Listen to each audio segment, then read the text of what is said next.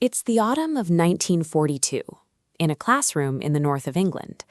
A primary school teacher holds up a single yellow banana in front of her class. Not one child in the room can name it. A few think it's a strange kind of carrot. One boy asks if it's a candle. The disappearance happened on a single date.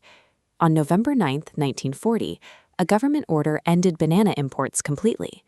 London greengrocers were suddenly left staring at empty wooden crates, hanging up signs in their windows that read, with a sort of grim cheerfulness, "Yes, we have no bananas." The ruthless arithmetic of war demanded it. The refrigerated ships that normally sailed up from the Caribbean were needed to transport troops, munitions, and essential calories like evaporated milk. Bananas were a luxury the country could no longer afford. Before the war, Britain imported nearly 2/3 of its food. The sudden vanishing of a lunchbox staple meant people who had grown up assuming the world's fruit basket was theirs suddenly found themselves entirely cut off from the global food supply. Enter Lord Woolton, Britain's wartime Minister of Food. He had run a department store before the war, and he understood that a hungry country is a severe morale problem. A working man with a thin breakfast was a worker who simply wouldn't make his shift. Within months, his ministry produced a marketing campaign to reframe this national emergency into a patriotic possibility. They introduced cartoon characters like Dr. Carrot, wagging a finger about the virtues of root vegetables to keep a country fed on what it could actually pull from its own soil. The campaign soon expanded to national radio.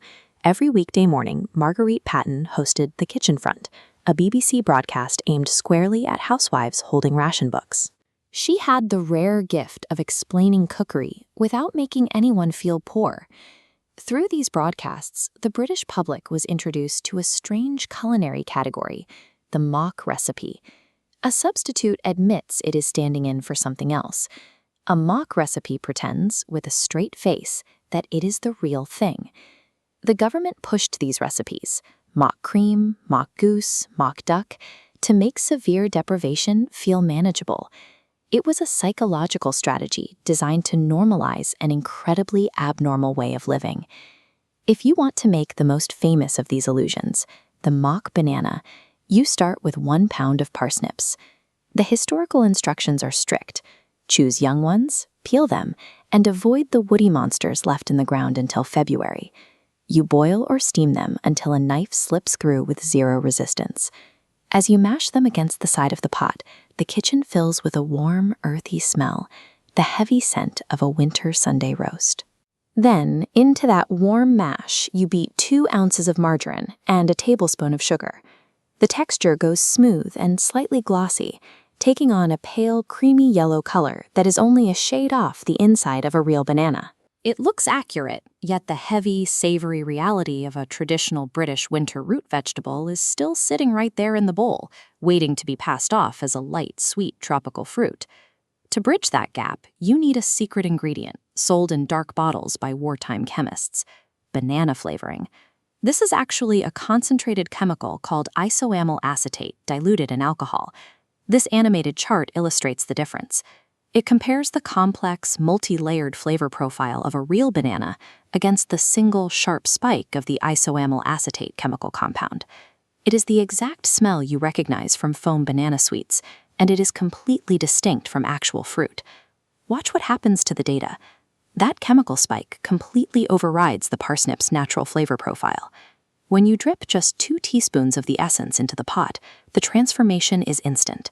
The earthiness vanishes entirely beneath a sugary chemical perfume. The mock banana was a triumph of pure chemistry over the human nose, strong enough to make a 4-year-old gasp. A mother in 1943 would serve it by spreading the sweet yellow mash between 2 slices of soft white national loaf, cutting the sandwiches into neat triangles for a child coming in from school. The first bite is genuinely uncanny. The smell hits you before the taste, and for half a second, your brain registers banana milkshake. Then the second bite arrives, and a faint mineral sweetness, a vegetable backbone, wakes up underneath. According to wartime diaries, an older child of 8 or 10 who could remember a real banana from 1939 caught the parsnip aftertaste immediately and often refused to touch it again. The toddlers, however, accepted the sandwich completely. The illusion only worked on the innocent. If you were young enough to have zero frame of reference for the word banana, the taste you were given simply became the definition. In December 1945, 4 months after the war ended, the first banana boat docked at Avonmouth. The real fruit was distributed as a Christmas gift. Yet many small boys and girls, peeling them with both hands, found the genuine article strange, too soft and sweet in the wrong way. 5 years of relying on parsnips and chemical essences had quietly rewritten an entire generation's palate. The substitute had become the standard, redefining the original fruit. Those mothers in the kitchen were preserving a taste at secondhand. Through wishful thinking and the white lie of a yellow puree, they were keeping the concept of the fruit alive. I'd love to hear about the history sitting in your own family's recipe boxes. Drop a comment below and tell me the strangest wartime substitute or culinary trick your grandparents passed down. Boiling those roots and beating in that sugar was a quiet promise. The mock banana was a daily act of optimism, a love letter baked into a slice of bread, holding on to the faith that peacetime would eventually return.